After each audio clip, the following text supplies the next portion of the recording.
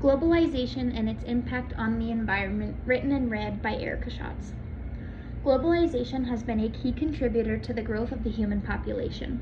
As mentioned in the previous section, human health has been greatly improved because globalization has raised the average standard living qualities throughout the world.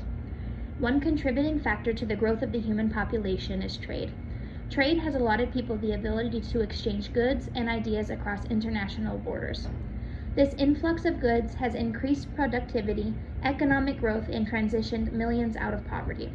However, with the growing trade economy, it is important to continue analyzing the environmental impacts, demographic, and social changes that have resulted from the new system of economic activity.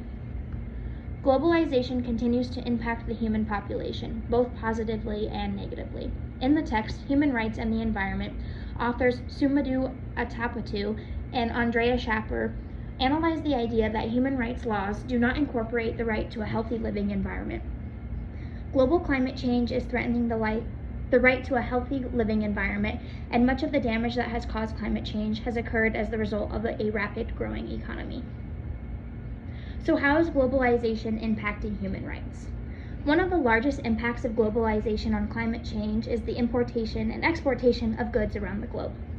Globalization has created a global market and allowed trade to flourish. However, the environment has taken a toll.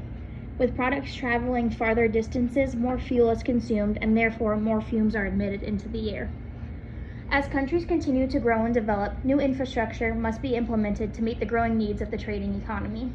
A new infrastructure that reduces the human footprint on the planet, yet continues to nurture a strong population and equitable society. Today, the trading economy is growing unsustainably. New roads are continuing to be built, leaving a detrimental impact on the land. Habitat loss and pollution are serious side effects of the growing trading economy. These downsides will continue to occur unless the economy grows in a more sustainable manner.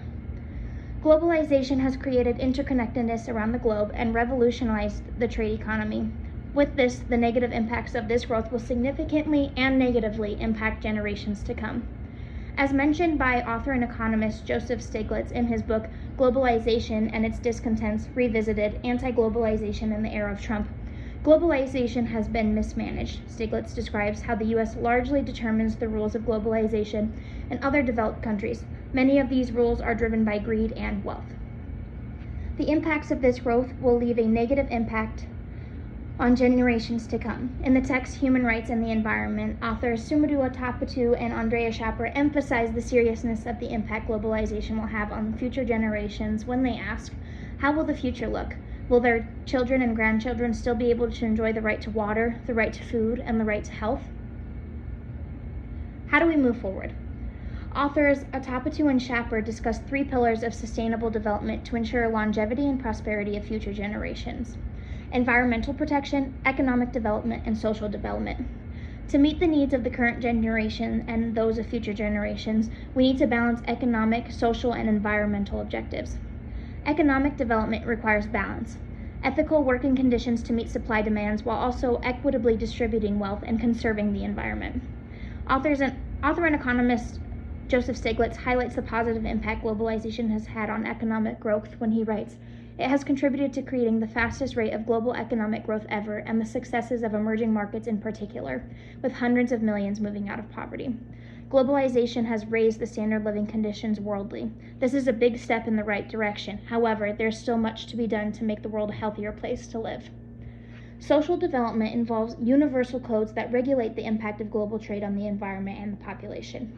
Human society needs to develop with a consciousness of land, natural resources, and limit the disruption of the ecosystem in order to sustain the well-being of the earth and those living on it.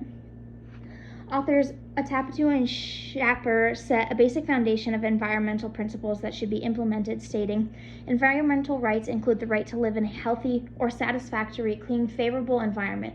This could take various forms, and other human rights that could be infringed by living in a polluted environment. The right to food, water, health, privacy, property, adequate standard of living, and culture.